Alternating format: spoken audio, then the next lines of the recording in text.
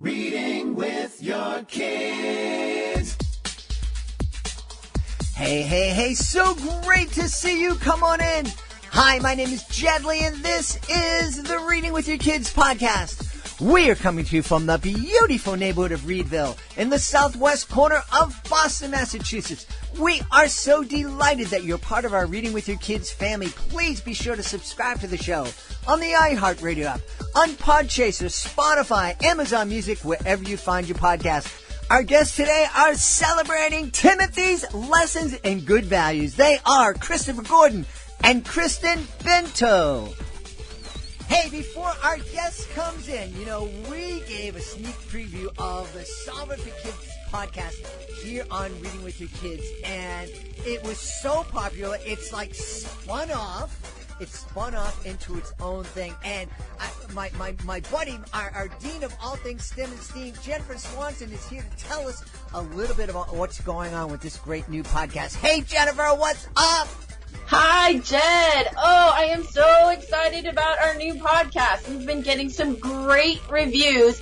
Everybody wants to find out what's going on and meet and listen to some of our scientists and engineers. We have done how do you map an underwater forest? Yeah. We have done how do you cut a person in half safely, of course. Yep. Mm-hmm.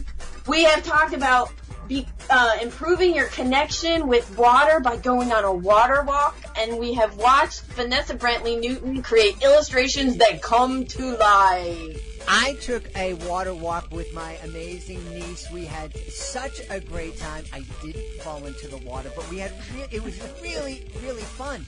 And I love the fact that all of our guests are giving our wonderful listeners challenges, really fun challenges that they can do together as a family. And that's so cool. Hey, tell everybody where they can find Solve It for Kids, because it's not on the Reading with Your Kids podcast. It's its own thing. So please, if you want to keep listening, go over to iTunes and Apple Podcasts and subscribe. And you can download all 4 of the first episodes that we have, plus listen to all the new ones we have coming out. You can also find on Stitcher Radio and, of course, through our website, solveitforkids.com. Jennifer, thanks so much. Thanks for letting me be part of this awesome podcast. Well, we make a great STEM team, don't you think? Absolutely. All right, join us over at solveitforkids.com.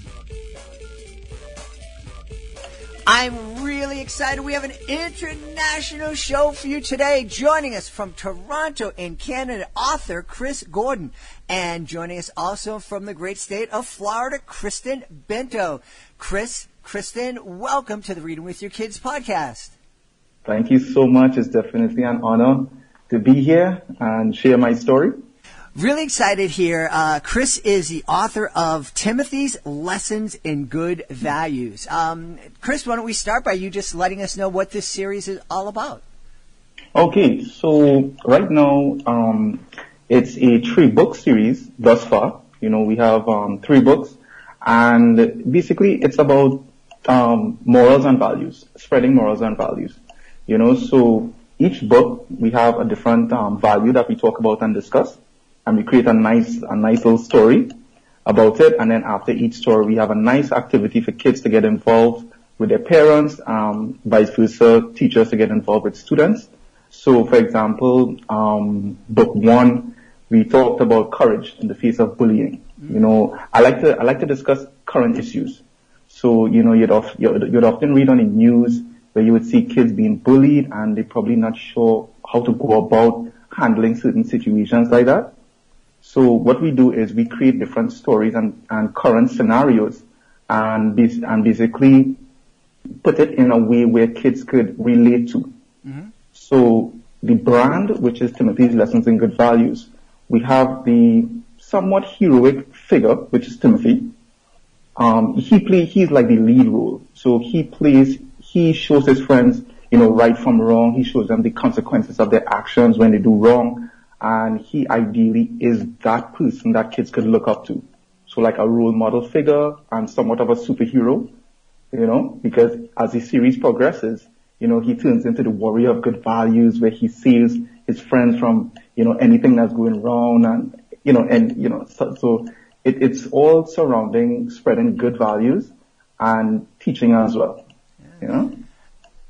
Is Timothy based on anybody? Was there anybody in particular that inspired you as you were creating that character? To be honest, I am a big fan of superhero movies, so like Marvel, So I, when I was a kid, I often look up to like heroes, right? Mainly superheroes. So I would say Timothy is. He's based off of, I would say like my imagination as a child. I wanted to create a character where kids could aspire to be, but as well as keep it relatable to them. So he's not the hero in terms of having superpowers. He's more the hero of showing good examples. Yeah, for kids. Yeah. So yeah. Yeah. Why do you think we need Timothy's Lessons in Good Values now? Why is this book needed at this time? We need it because, as you turn on your TV, you see on the news, everything that's happening in this world today. We need to find a solution. And, we as parents or guardians or teachers, we could, try and educate our kids in terms of having good morals and values. But how there's a fine line in terms of parents and teachers teaching the kids instead of when they read material that they could actually relate to. So honestly, a good example is the new book that you're launching right now. Right, which is Friendship Has No Color, which surrounds the whole topic of racism, which is pretty popular right now. And, right now we have to come together as a community to stand against it. And most kids, they deal with it every day. And most kids don't even know how to handle a situation like that. So it's really just about teaching them different ways when they are placed in a situation such as that. Let's talk about that, because I have to tell you, I've shared this with guests on the podcast many times. I am almost 100 years old, and you don't look 100. Oh, well, thank you very much. You're going to say I look 120, but this is growing up, being born in the 50s, growing up in the 60s. I loved when I heard Dr. King's "I Have a Dream" speech. And I was sharing a little bit with you about my family. That was something when I listened to that speech on the news with my dad and my mom. My dad said, this is what I want for you. This is the kind of world that I want you to grow up in. And it's frustrating for me that we still are dealing with this, that we haven't been able to make Dr. King's dream come true, where people are judged by the content of their character and not by the color of their skin. Yeah, I mean, it is very sad, to be honest, because, every generation is supposed to evolve, and, it feels somewhat if we are like standing still when the same issues just keep reoccurring generation after generation.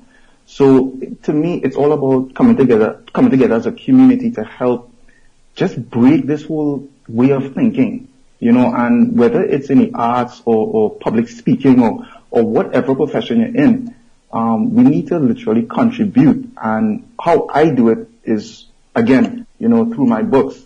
And especially with this current one, Friendship Has No Color, the main character is Max. And, he's like the average guy, he just literally, he moved into a new neighborhood, he's making friends, but then he comes across, his peers started to make fun of him because why? His hair is different, a different texture, his skin color is a bit darker. So what does he do? So it goes into all of, it digs deep, but still, have that children-friendly dialect, Yeah. And if you notice, just on, I don't know if you could see it too well, but on the front of the cover, all the kids they look different. None of them look the same. So that's also portraying, that everyone looks different. Correct. Yeah. Right? But they're all friends. So it really, and then as well too, just to add on that, it's really about accepting everyone's differences. Because everyone is different. Everyone brings something unique to the table, and we we who have the platform to basically bring out that message, we just need to accept each other for how we are, because each of us are, as the book says, uniquely different. So yeah.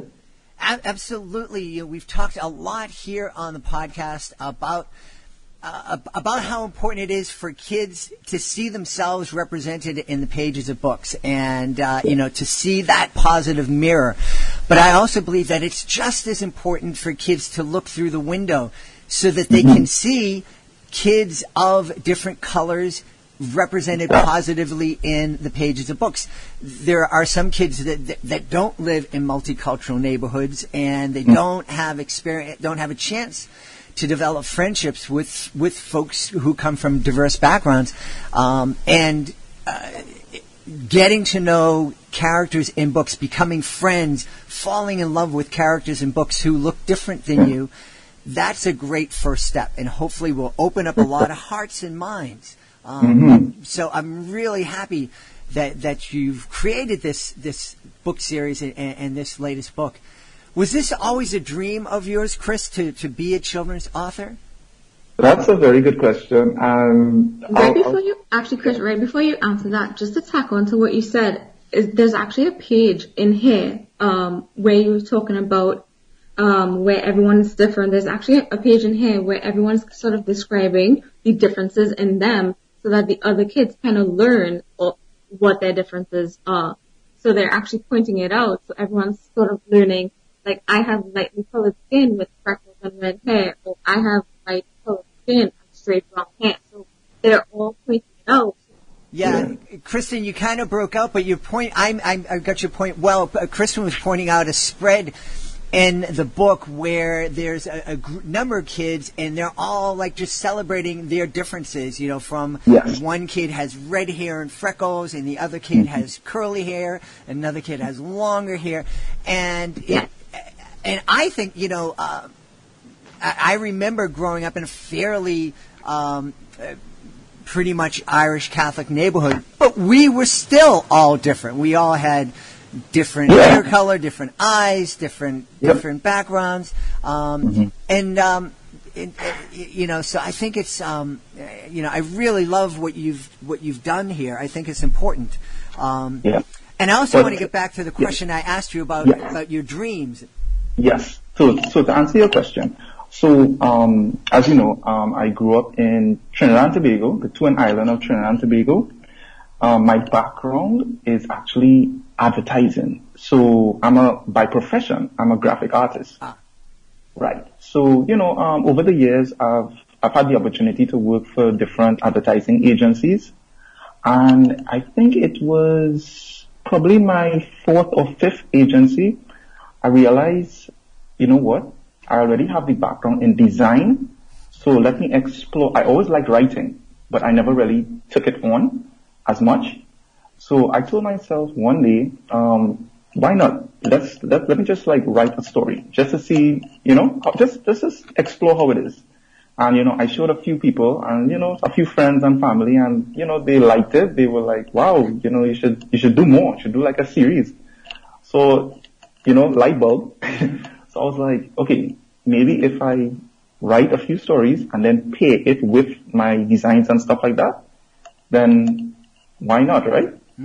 So I don't know. So it just, so to answer your question, it really just came about as by accident. It's just experimenting with different passions and hobbies of mine. So once I realized that, okay, so, I really enjoy writing, and I was like, okay, well, what to write about? And then, okay, write about what I know, and what I know is current issues and what we need to really affect change in our younger generation. So because, let's be real, by the time, kids and by the time they reach like teens, it's very difficult to teach them. So it's better to teach them once they are younger. Mm-hmm. So let's say like, the like 3 to 7, that sort of age. So I was like, you know what? What is happening right now? There's a lot of bullying that's happening right now with kids, and they seem lost.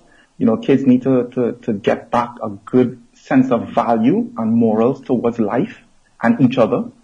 So let's write stories. Let's write stories that could actually bring that back into the mentality of kids. And even it'll be even good for parents as well. Just that positive content. So I was like, hey, let's do it. Let's write and let's design. And book one came off, and then we did book 2, and now book 3, and so it's like, yeah. Exciting. You're absolutely right. This is a great message for kids. It's a great message to remind parents. I personally think that there are an awful lot of politicians on both sides of the aisle that could use this message right now. I really wish you could bring some of the politicians together, get them cuddled up on a couch. I'm with you. I am with you.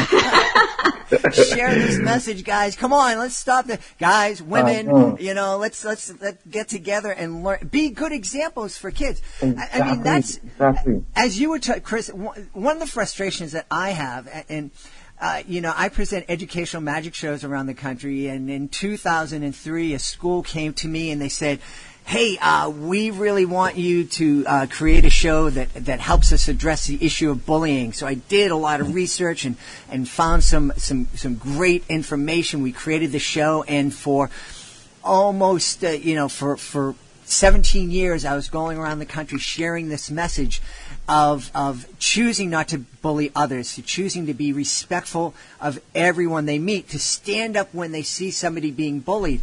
And it's so frustrating in the last 4, 5, 6 years to see grown-ups completely model the opposite behavior. Yeah. It is so frustrating. It is, and then the kids learn from that. The kids are following that and think it's okay. Mm-hmm. Yeah. Mm-hmm. No, we as adults, we need to break that chain. We need to, whatever platform we have, whether it be podcasts or creating books, so we need to literally come together and just change, because as you rightfully said earlier, generation after generation, it's the same thing. Mm-hmm. Mm-hmm. They're born into it, they learn it. Yeah, even, back, well, this is like Caribbean, but, I'm sure you know Bob Marley. Yeah. Yeah, back in his day, he was spreading that one love, come together, that kind of thing. And, right now his music still lives on, but it's just a small part that actually, is active in bringing that message across. And, there's a huge majority where it's like, how do we now convince that majority to, come together as well? Yeah. Because it would work, to me, this is just my opinion, the only way it would work is if everyone just had the same mentality. Mm-hmm. Mm-hmm.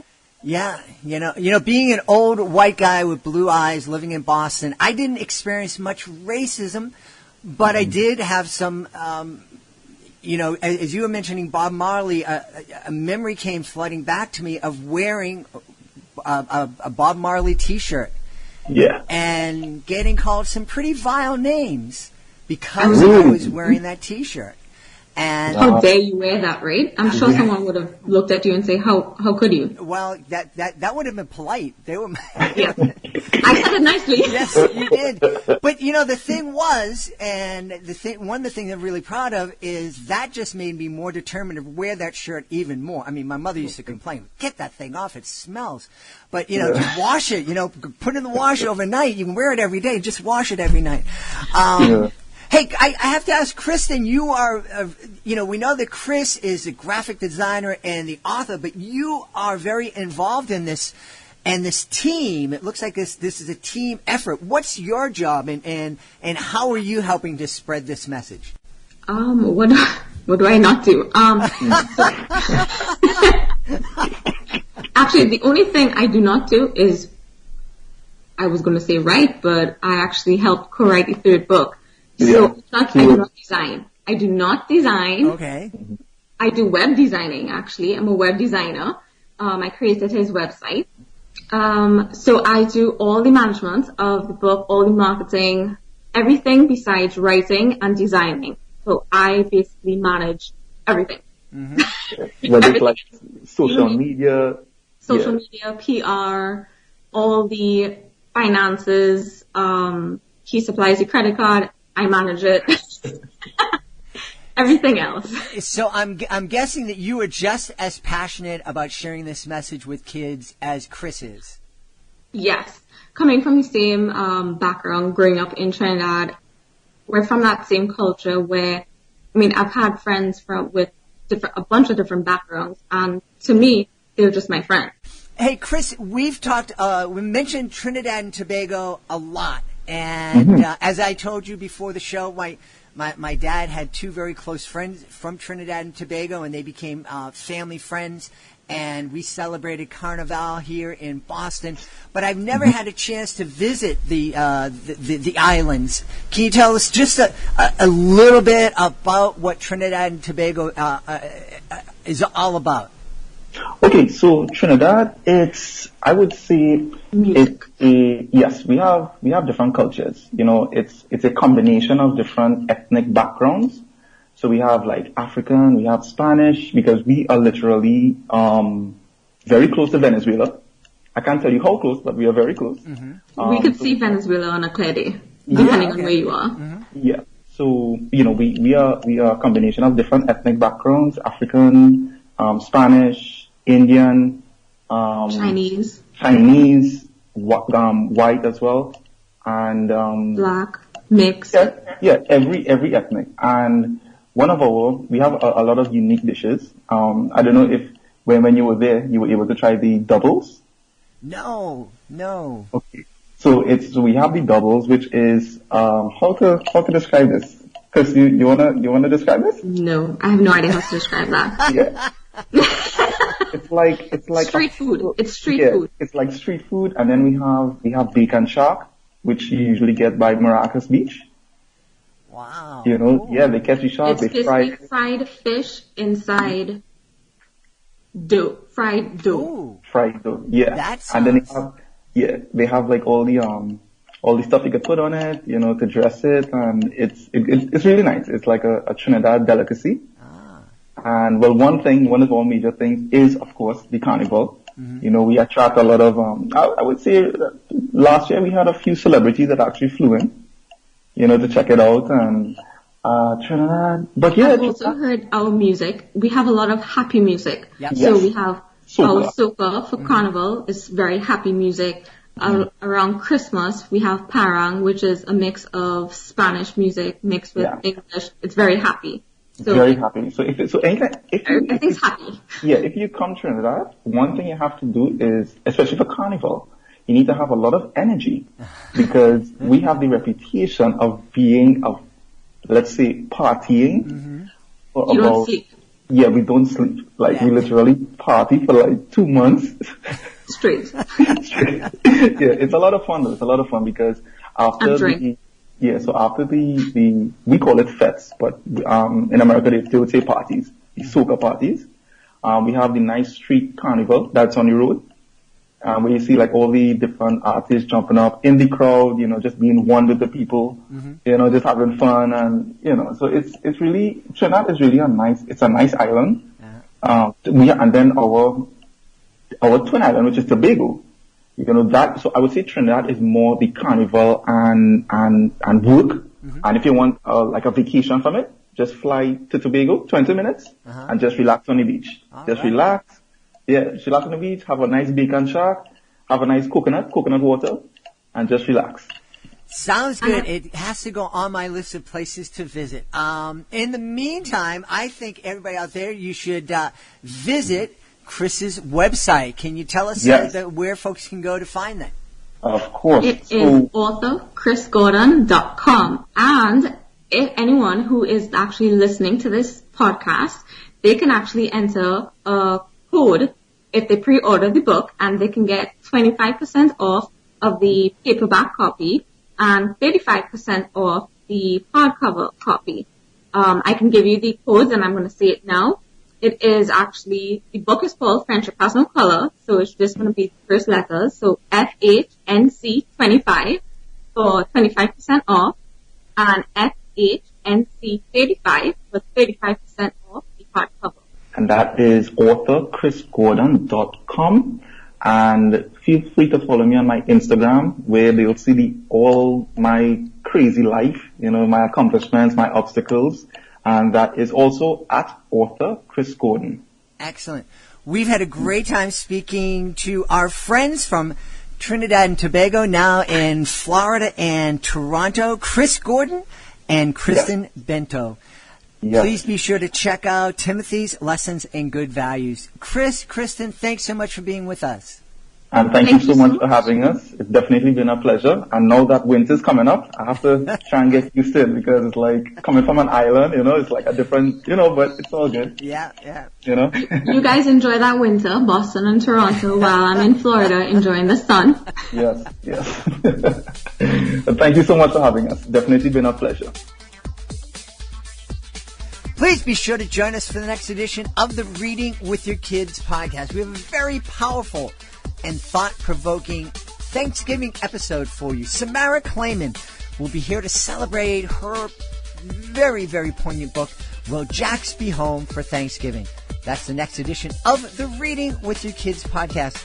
Hey, if you are the author of a fantastic children's book, we would love for you to be a guest on the podcast. Being a guest, it's fun, it's easy, and it gives you the chance to tell thousands of people about your fantastic book. And check it out. It doesn't cost a thing. You don't need to pay anybody to facilitate your visit. Just visit our website, readingwithyourkids.com. Click on the top of the page where it says authors. Click here. That's all it takes.